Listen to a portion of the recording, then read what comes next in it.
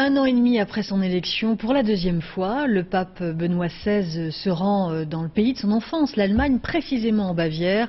Parmi les toutes dernières décisions prises par le pape, celle-ci qui ne fait pas l'unanimité dans les rangs des évêques, 5 abbés intégristes français se sont finalement ralliés à Rome. En échange, le Vatican leur a fait d'importantes concessions. Laurent Bérou, Christophe Hilary.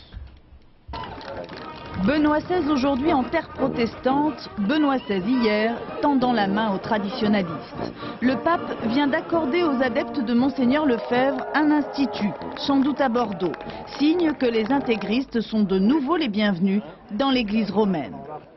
Le schisme s'était produit en 1988 en Suisse, lorsque Monseigneur Lefebvre avait lui-même consacré 4 évêques, s'excommuniant d'office. Aujourd'hui, les fidèles de Saint-Nicolas du Chardonnay peuvent se réjouir. 5 prêtres des leurs ont obtenu le droit de célébrer la messe en latin. Le nouveau pape avait déjà donné plusieurs signes de son souci de ramener à lui ces traditionalistes, au risque de heurter les évêques français.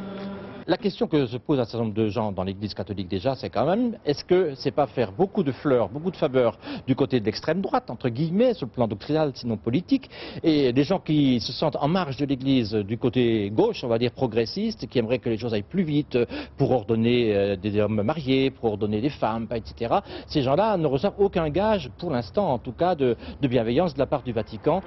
Reste à savoir comment Benoît XVI va concilier ce pardon aux intégristes et sa volonté de dialoguer avec les autres religions.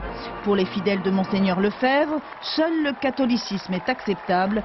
Il refuse tout rapprochement avec les autres églises chrétiennes.